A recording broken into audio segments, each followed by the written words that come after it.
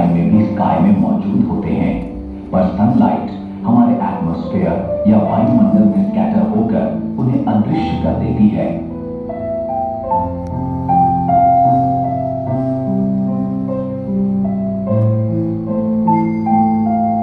Evening में Twilight के time कुछ एक ब्राइट स्टार्स स्काई में दिखने लगते हैं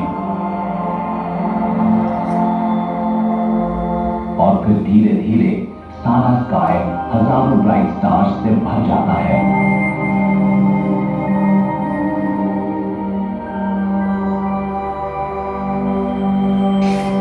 ये हमारी गलतफहमी है कि नाइट में हमें इनफाइनाइट या अनगिनत स्टार्स दिखते हैं। असल में हम अपनी आईज से लगभग 6000 स्टार्स ही देख सकते हैं।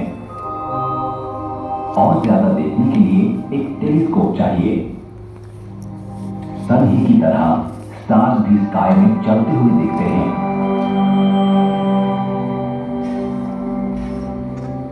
ध्यान रहे कि अर्थ के एटमॉस्फेयर की वजह से ही स्टार्स ट्विंकल करते हैं।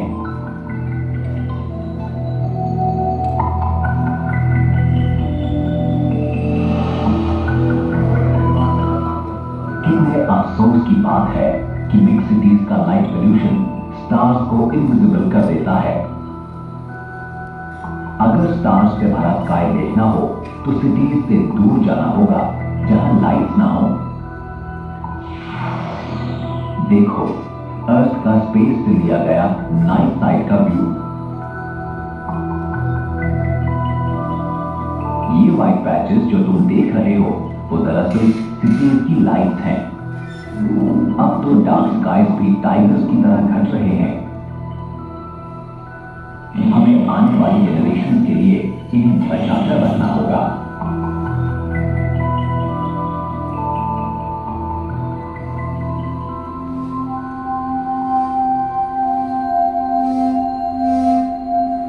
इन स्टार्स को देखकर हम ये आसानी से कह सकते हैं कि कुछ स्टार्स बाकी स्टार्स से ज्यादा ब्राइट हैं, पर ये सभी हमें डॉट्स या बिंदु की तरह ही दिखते हैं।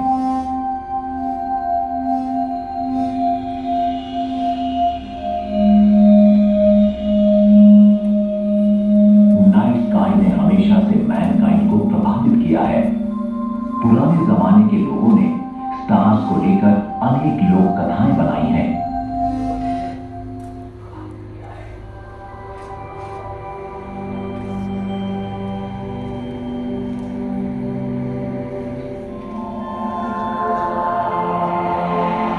एंशिएंट हिंदू पीपल इस 7 स्टार्स के ग्रुप को सप्तऋषि मानते थे।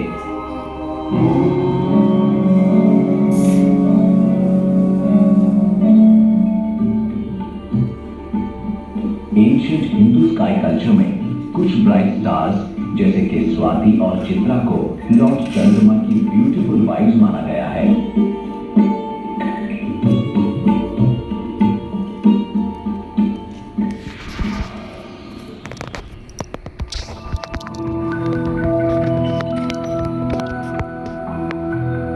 हमारे ग्रेट एंसेस्टर्स का ये सोचना कि अर्थ फ्लैट है और स्टार्स, प्लैनेट्स, मून और सन अर्थ का चक्कर लगाते हैं एक कॉमन सेंस थी। हम आज भी अपने स्काई में इन सारे ऑब्जेक्ट्स को राइज और सेट होते देख सकते हैं, मानो कि वो हमारे यानी अर्थ के चक्कर लगा रहे हों।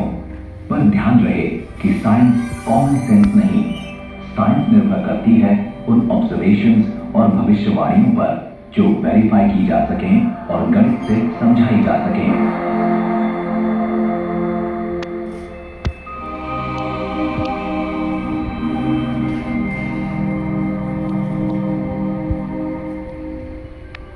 हमारे पूर्वजों का यूनिवर्स को जियोसेंट्रिक या भूब्रह्मांड मानना, जिसमें अर्थ यूनिवर्स के सेंटर में है और अंतरिक्ष का हर ऑब्जेक्ट उसके यानी हमारे चक्कर लगाता है, एक कॉमन सेंस थी।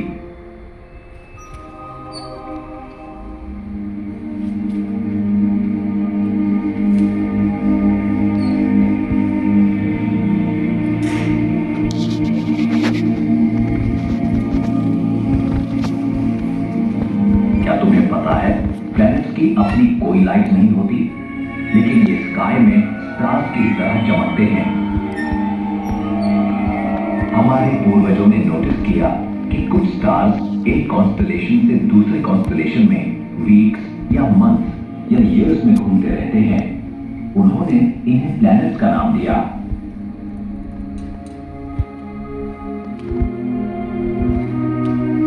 और इन्हें नाम दिए गए मरकरी, वीनस, मार्स, जुपिटर और सैटर्न। ये 5 प्लैनेट्स अब नेकेड आई या क्लासिकल प्लैनेट्स कहलाते हैं।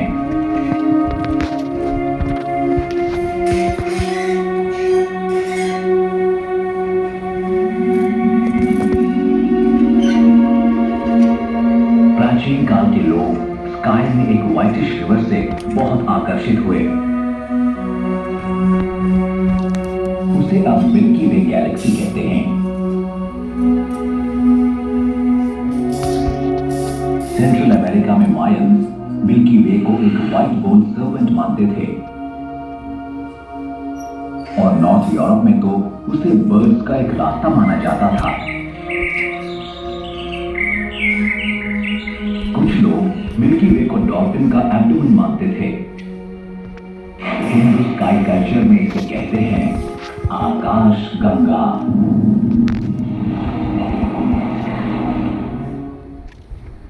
क्या तुमने कभी फुल मून या पूर्णिमा के दिन मून के कलर को धीरे धीरे रेड या ब्लैक होते देखा है? इस घटना को चंद्र ग्रहण या लूनर एक्लिप्स कहते हैं। एंशिएंट पीपल एक्लिप्सेस से बेहद डरते थे क्योंकि वो इन्हें बैड लक मानते थे।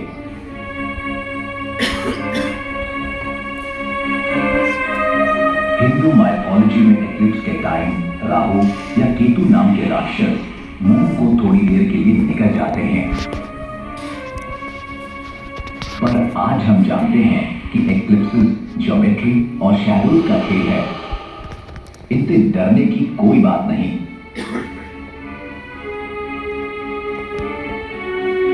ये लूनर एक्लिप्स का व्यू सन से लिया गया है।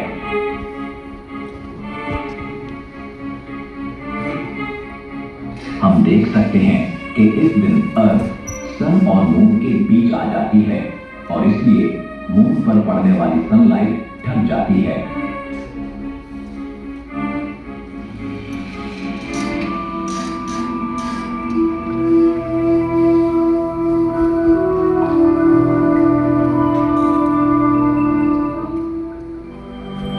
अलेक्जेंडर के टाइम ग्रीक सभ्यता अपने चरम पर थी।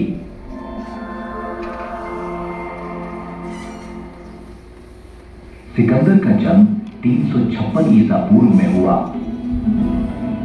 उसने इजिप्ट में अलेक्जेंड्रिया की स्थापना की।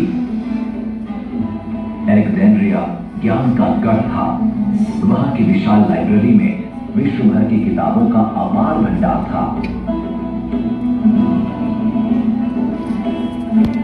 ग्रीक्स ने भी स्काई में अपनी 6 फिगर कॉन्स्टलेशन बनाई और उन्हें अपने हीरो और हीरोइन से जोड़ भी दिया।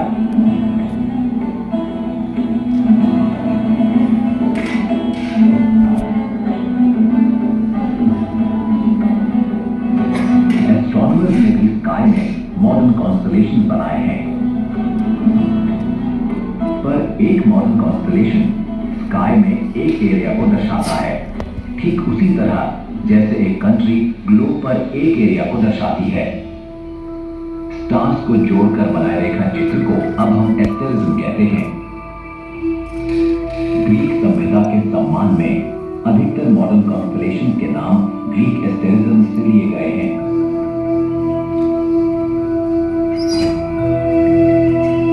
स्काई का हर एक स्टार, चाहे हम उसे अपनी आईज से सीधे देख पाएं या ना देख पाएं, किसी न किसी मॉडर्न कॉन्स्टलेशन का हिस्सा है। यानी कॉन्स्टलेशंस स्टार का पता बताती है। स्काई को 88 मॉडर्न कॉन्स्टलेशंस में बांटा गया है।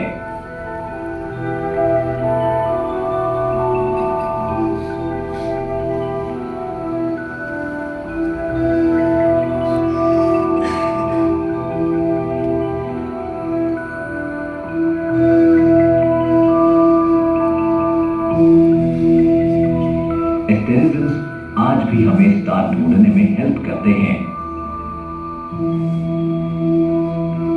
सप्तऋषि या बिग डिपर नाम का एस्टेरिज्म उर्सा मेजर कॉन्स्टेलेशन में है। बिग डिपर के 3 स्टार्स एक गोलाई बनाते हुए ब्राइट स्टार्स आर्कटुरस और स्पाइका या यूं कहिए स्वाति और चित्रा की ओर इशारा करते हैं।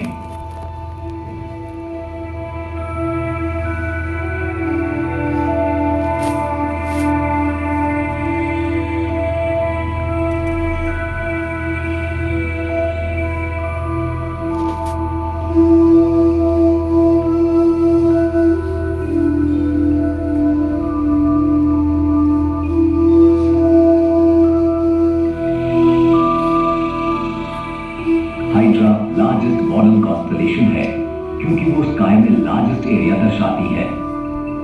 क्रक्स सबसे छोटी कॉन्स्टेलेशन या तारामंडल है।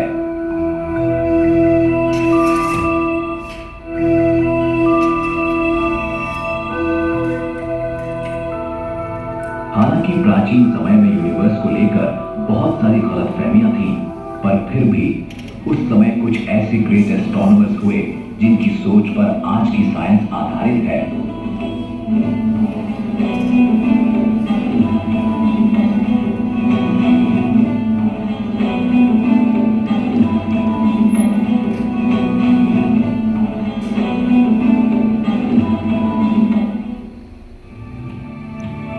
निकोलस कोपरनिकस का जन्म पोलैंड में 1473 में हुआ था। उसने महाब्रह्मांड यानी हीलियोसेंट्रिक सोलर सिस्टम मॉडल को साइंटिफिक ढंग से पेश किया, लेकिन वो अपने मॉडल के पक्ष में कोई सबूत पेश नहीं कर सका। हीलियोसेंट्रिक मॉडल में प्लैनेट्स सन का चक्कर लगाते हैं और मून अर्थ का।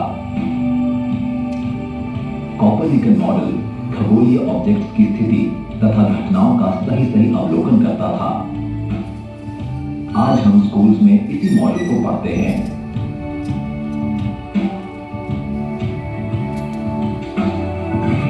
कोपरनिकन मॉडल मॉडर्न एस्ट्रोनॉमी की शुरुआत माना जाता है।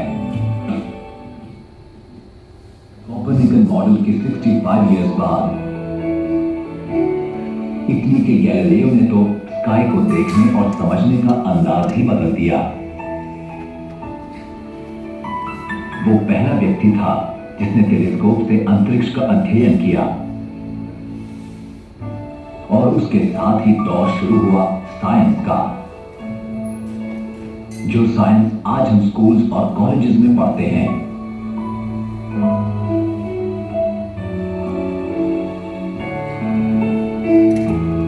दरअसल टेलीस्कोप से साइंस में क्रांति आ गई। गैलीलियो ने शुक्र यानी प्लैनेट वीनस का अध्ययन किया और उसके फेजेस के स्केचेस बनाए। वो इस निष्कर्ष पर पहुंचा कि वीनस सन के चारों ओर घूमता है, न कि अर्थ के।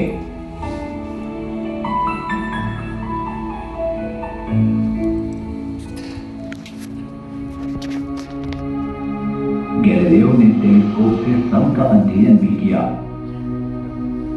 और पाया कि सन के सरफेस पर काले धब्बे हैं। इन धब्बों को सन स्पॉट्स कहते हैं।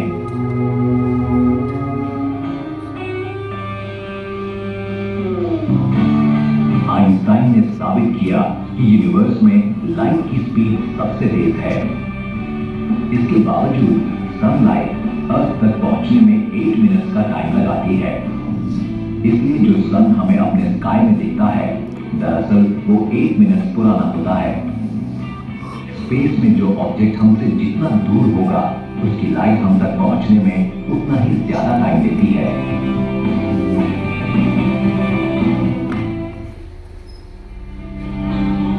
मॉडर्न टेलीस्कोप्स और ऑब्जर्वेटरीज बहुत पावरफुल हैं और वो हमें यूनिवर्स को विजिबल और इनविजिबल लाइट में भी दिखाने में सक्षम है।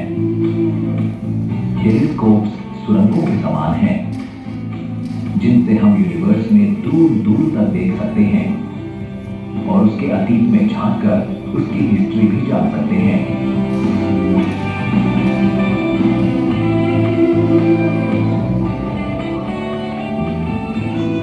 हबल स्पेस टेलीस्कोप या HST एक स्कूल बस जितना बड़ा है। ये लगातार अर्थ का चक्कर लगाते हुए बहुत दूर दूर तक की पिक्चर्स लेता रहता है। इसकी मदद से अब हम यूनिवर्स के बहुत दूर ऑब्जेक्ट्स को भी देख सकते हैं। इसने बिलियंस ऑफ इयर्स पास्ट में देखकर यूनिवर्स की हिस्ट्री का पता लगाया है। यूनिवर्स का मतलब है सब कुछ, यानी एवरीथिंग। इसमें हमारी मिल्की वे गैलेक्सी जैसी बिलियंस ऑफ गैलेक्सीज हैं और हर गैलेक्सी में हमारे सन जैसे बिलियंस ऑफ स्टार्स।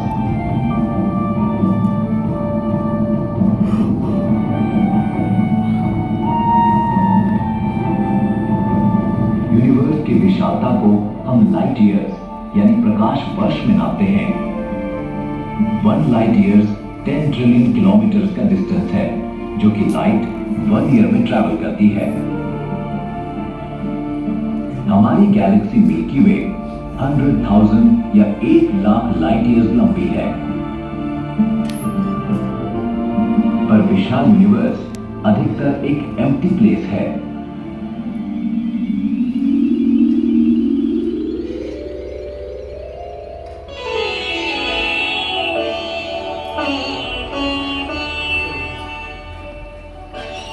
हम famous Indian mathematician astronomer Aryabhata के आभारी हैं, क्योंकि अब हम मिलियन, बिलियन और ट्रिलियन जैसे बड़े बड़े नंबर का प्रयोग कर सकते हैं। आर्यभट्ट ने लगभग 1500 ईयर्स पहले डेसिमल सिस्टम बनाया, जिसे बाद में पूरी दुनिया ने अपनाया।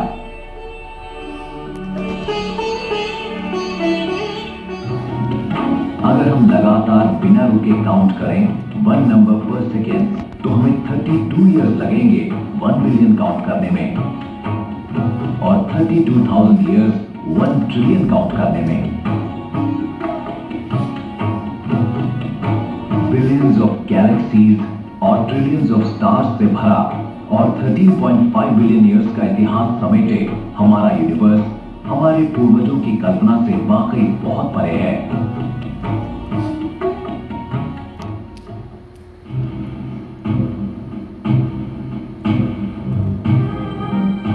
हमारे पूर्वज सीधे अपनी आईज से जो स्टार्स देखते थे, दरअसल वो तो मिल्की वे गैलेक्सी के मात्र गिने चुने स्टार्स हैं।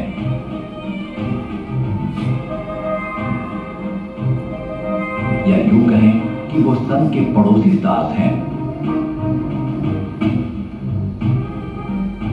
आओ अब प्लैनेट्स को 1 बाय 1 टेलीस्कोप के नजरिए से देखें। शुक्र या प्लैनेट वीनस हमारे स्काई में सन और मून के बाद तीसरा सबसे अधिक चमकने वाला ऑब्जेक्ट है। जब हम अर्थ से इसे देखते हैं तो ये भी मून की तरह फेजेस या कलाएं दिखाता है, लेकिन ये फेजेस हम सिर्फ टेलीस्कोप से ही देख सकते हैं।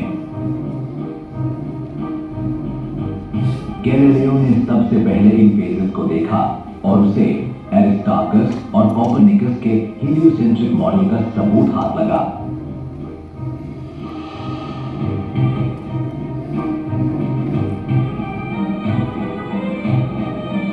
बृहस्पति यानी प्लैनेट जुपिटर हमारे सोलर सिस्टम का बिगेस्ट प्लैनेट है। ये 63 मून्स का स्वामी है। वाह, क्या शान है।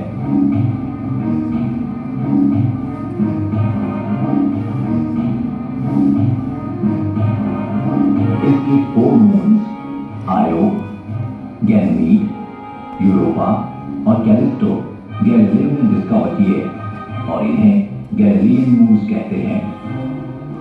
जुपिटर के अध्ययन से गैलीलियो ने निष्कर्ष निकाला कि हर सेलेस्टियल ऑब्जेक्ट अर्थ या सन का चक्कर नहीं लगाता, जैसा कि पहले माना जाता था। आयो जुपिटर का सबसे नजदीकी गैलीलियन मून है। ये ज्वालामुखियों से भरा पड़ा है।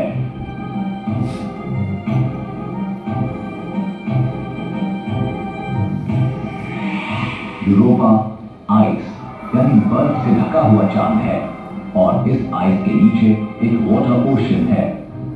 क्या पता वहां किसी तरह का कोई जीवन मौजूद हो।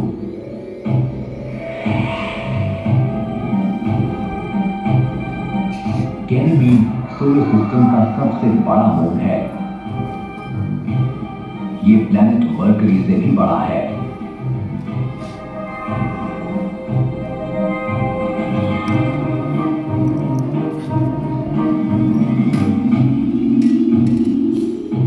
कैलिस्टो हमारे सोलर सिस्टम का थर्ड लार्जेस्ट मून है।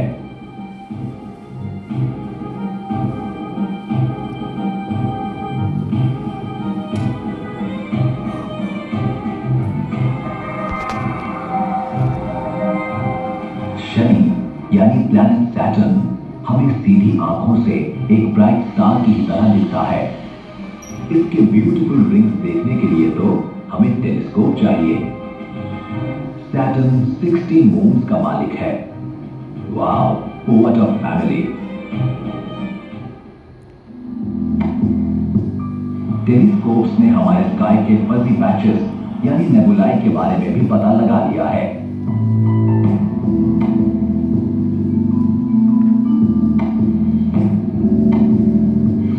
ओरायन कॉन्स्टेलेशन का ये नेबुला दरअसल स्टार्स का एक किस्म का जन्म स्थान यानी स्टेलर नर्सरी है। या यूं कहिए कि एक ऐसी फैक्ट्री है जहां स्टार्स बनते हैं।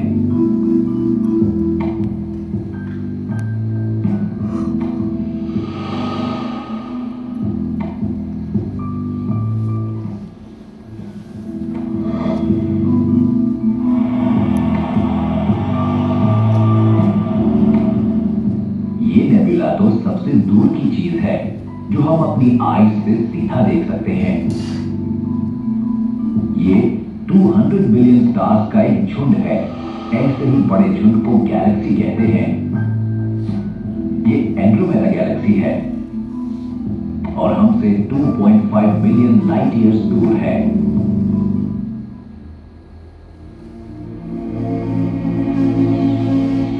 कभी कभी न्यू मून या अमावस्या के दिन एक खास खगोलीय घटना घटती है।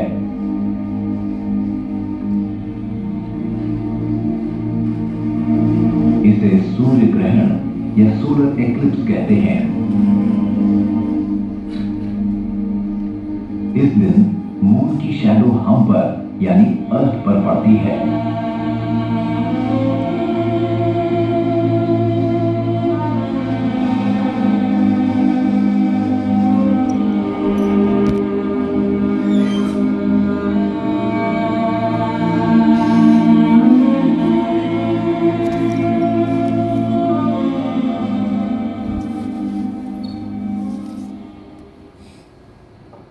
चाइनीज माइथोलॉजी में सोलर एक्लिप्स के टाइम एक ड्रैगन सन को निकल जाता है और ड्रम्स बजाकर उसे डराकर भगाया जाता है। आज भी ऐसे कई अंधविश्वास जैसे कि सोलर एक्लिप्स के टाइम कुछ खाना पीना नहीं चाहिए कई लोगों में प्रचलित हैं।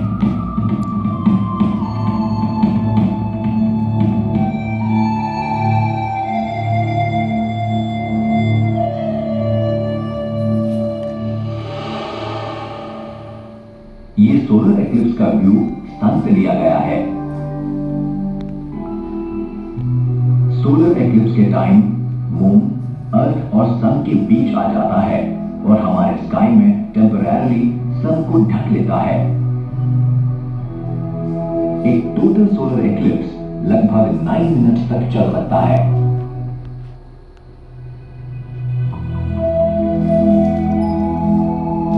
टेलीस्कोप्स ने हमें ब्रह्मांड के वो दर्शन कराए जो हमारी कल्पना से भी परे थे।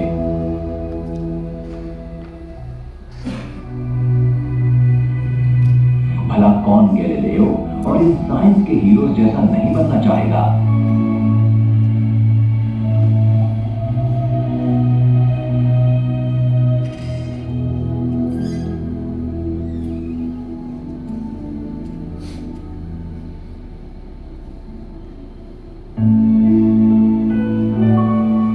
स्पेस से अर्थ को देखने पर हमें कंट्रीज की वो सीमा रेखाएं नहीं दिखती जिन्हें लेकर हम अक्सर आपस में झगड़ते रहते हैं।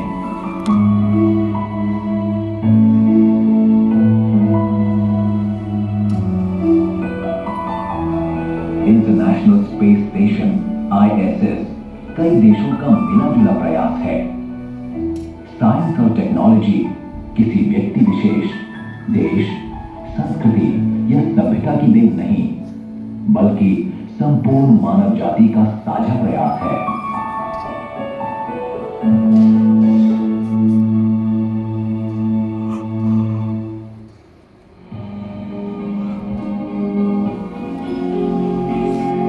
कई लोग हॉबी के तौर पर गैलीलियो के पद चिन्हों पर चलते हुए स्काई का अध्ययन करते हैं। इन्हें एमेचर एस्ट्रोनॉमर्स कहते हैं। उम्मीद है कि तुम भी ऐसा करना चाहोगे ना?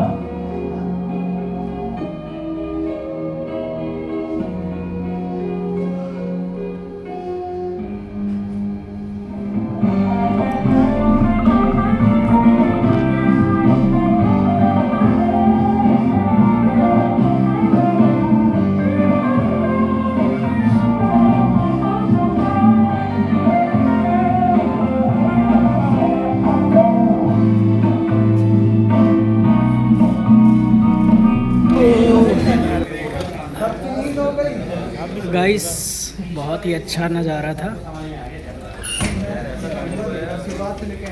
यहाँ तो स्टूडेंट सब सो गए थे, पर मैंने जब का पूरी वीडियो का आनंद लिया, पूरी वीडियो बनाई आपके लिए। तो पूरी वीडियो देखें, लाइक करें, सब्सक्राइब करें और चैनल पर बने रहें। गाइस आप लोग आइएगा 200 रुपये लगा के यहाँ तक, और ये समझ में किसी को नहीं आया।